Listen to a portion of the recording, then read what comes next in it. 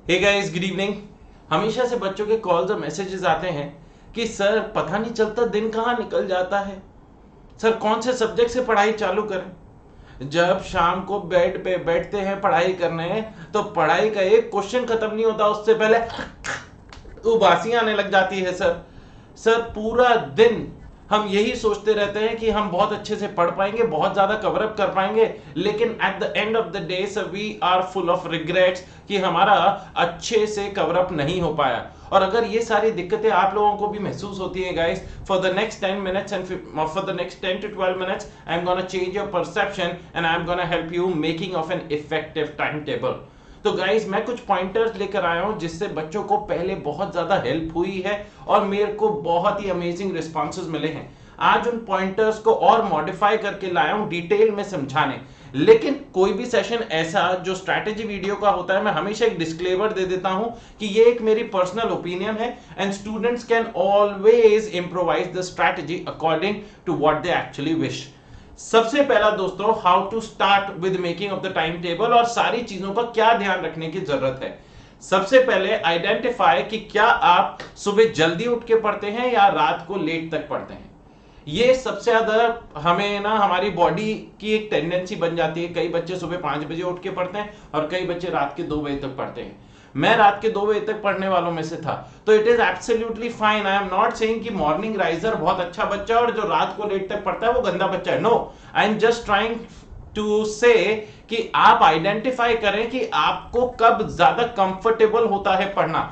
सुबह जल्दी उठकर पढ़ना कंफर्टेबल होता है या रात को लेट तक पढ़ना कंफर्टेबल होता है। और उसी के साथ you will also have to categorize आपके strong subjects and weak subjects. और ऐसा क्यों कह रहा हूं वो मैं आगे वाले पॉइंट्स में समझाऊंगा।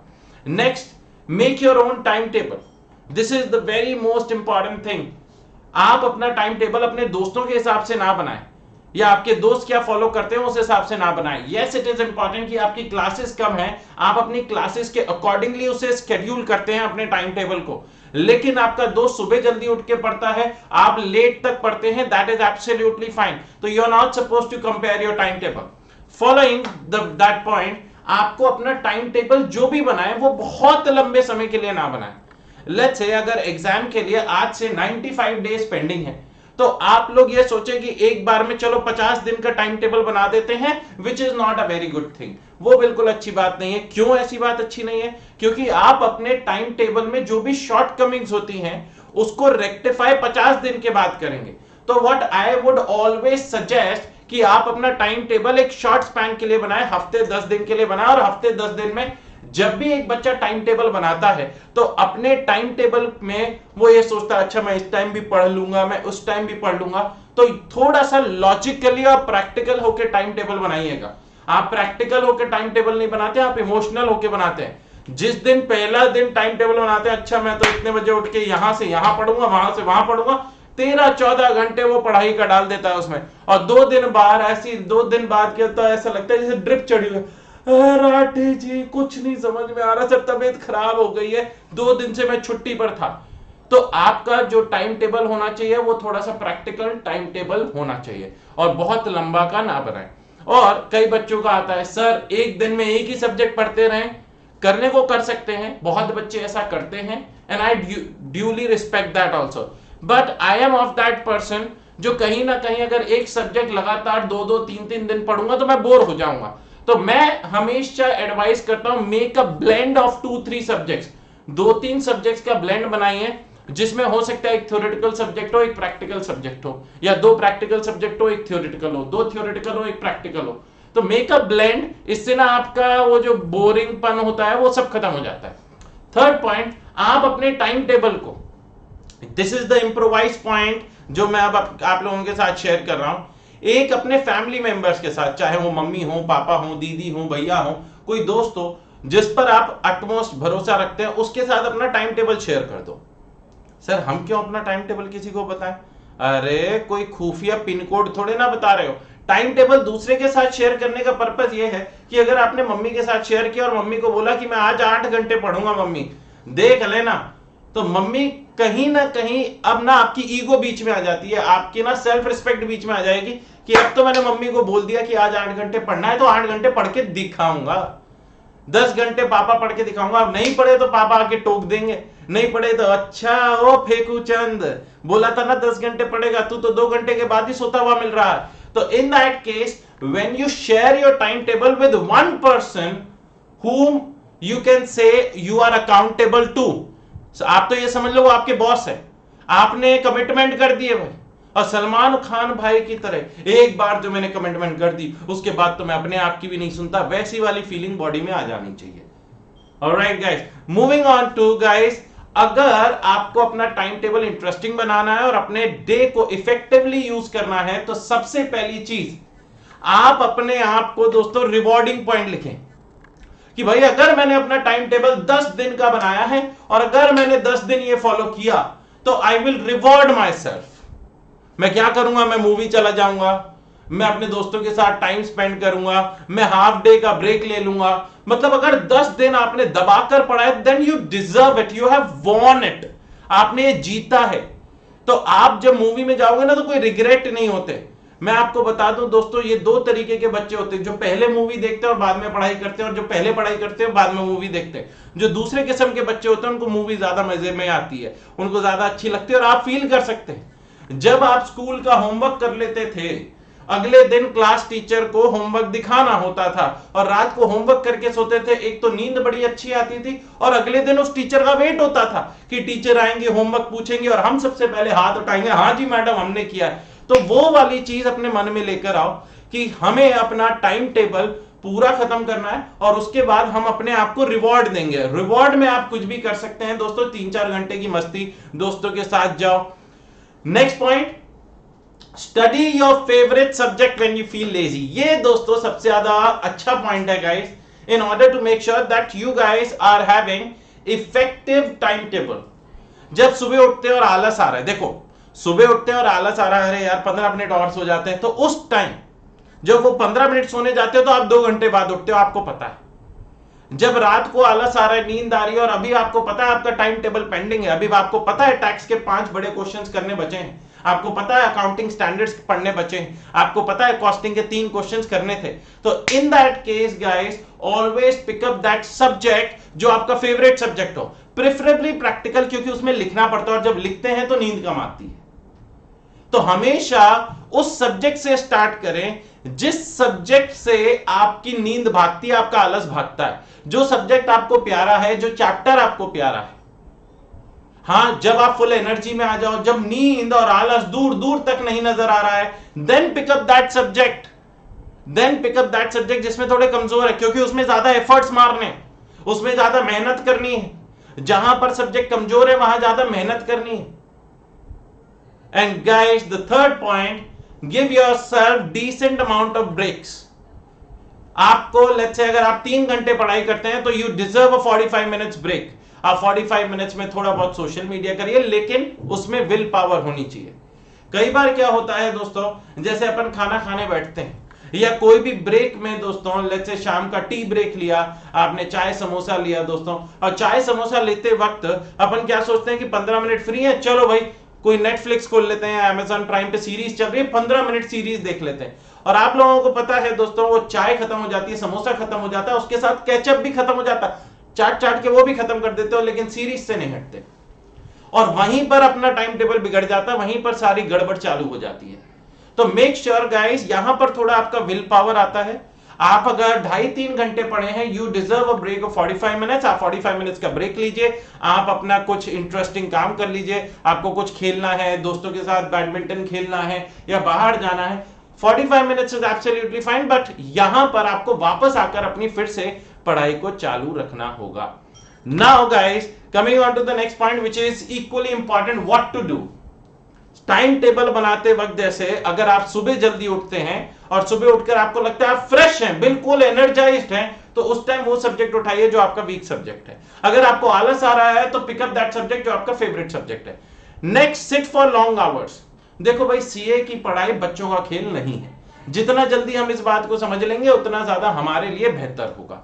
तो आप लोग अगर ये सोच रहे हैं कि हम आधे घंटे की पढ़ाई करते हैं फिर आधे घंटे का ब्रेक लेते हैं, या 1 घंटे की पढ़ाई करते हैं और 1 घंटे का ब्रेक लेते हैं, तो that is not an effective time table. Reason उसका भी एक लॉजिकल इंटरप्रिटेशन है। जब भी अपन कभी भी पढ़ाई करने बैठते हैं तो आप पहले 5-10 मिनट एक बॉडी को, माइंड को फ्रेम में लेकर आते हैं। अच्छा अभी ना मैं टैक्स पढ़ता हूं और टैक्स में पीजीबीपी पढ़ता हूं, नहीं पीजीबीपी नहीं यार, पीजीबीपी नहीं, ऐसा करते हैं जीएसटी करते हैं। तो दिमाग पहले 5-10 मिनट तो सिर्फ इस चीज को प्रोसेस करता है कि हमें क्या पढ़ना है, कौन सा चैप्टर उठाना है, हमने कहां तक लास्ट टाइम किया था, कौन से क्वेश्चंस बाकी रह गए थे, किस चीज में क्या दिक्कत है। मतलब अभी पढ़ाई चालू नहीं हुई, अभी तो प्रोसेस चालू हुआ।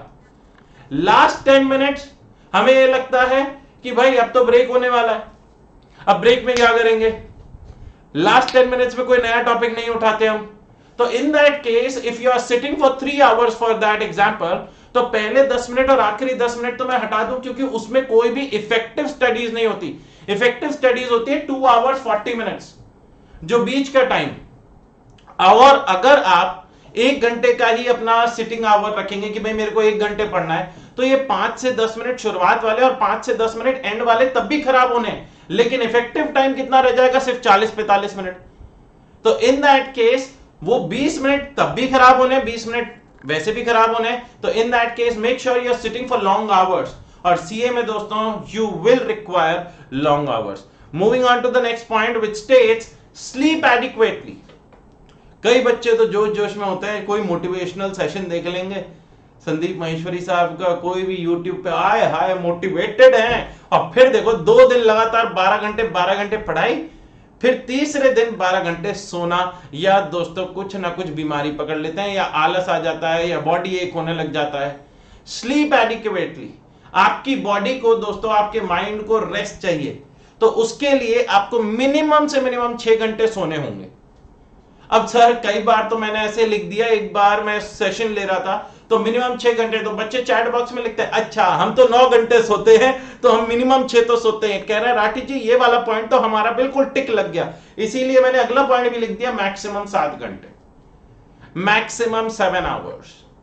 6 to 7 hours is a very good amount of sleep। आपकी बॉडी पूरी की पूरी तैयार हो जाती है for one long day to work hard and make sure you accomplish what you have set।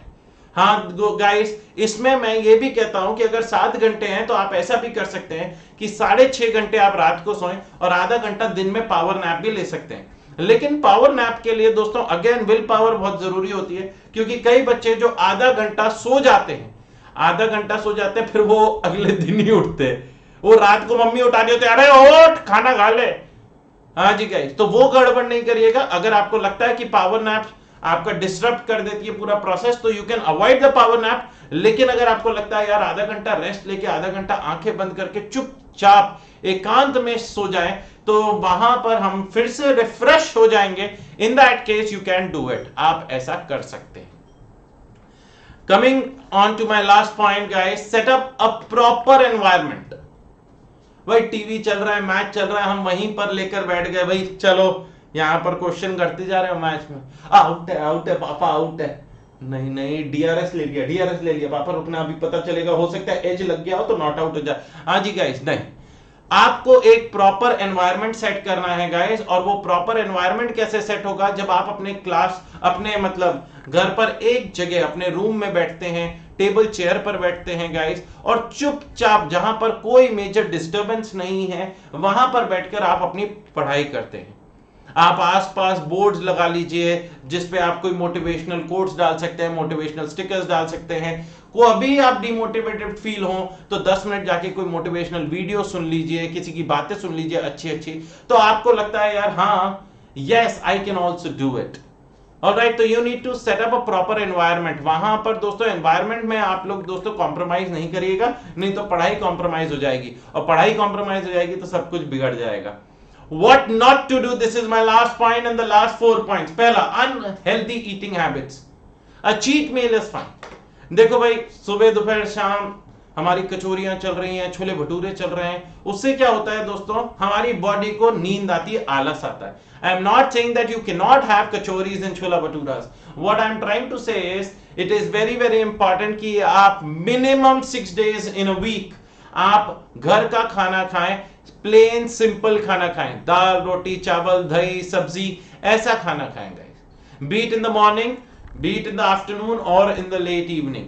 Yes, अगर आपको लगता है भाई अब चलो हफ्ते दिन हमने घर का बहुत अच्छे से खाना खाया है, आज हमारा चीट मील डे है, which you can pick it let's say Sunday, कि भाई लंच में हम थोड़ा सा हैवी खाना खा लेंगे, उस दिन छोला भटूरा खा लिया, जो भी आपका मन है, चिकन करी खा लिया, जो भी, अगर नॉन वेजिटेरियन है, whatever you want to eat you can eat, but make sure आपकी अनहेल्दी ईटिंग हैबिट्स नहीं होने चाहिए, उससे आलस होता है और कई बार तबीयत भी खराब हो जाती है, और तबीयत जब खराब होती है दोस्तों तो 2-3 दिन तो वैसे ही खराब हो जाते हैं।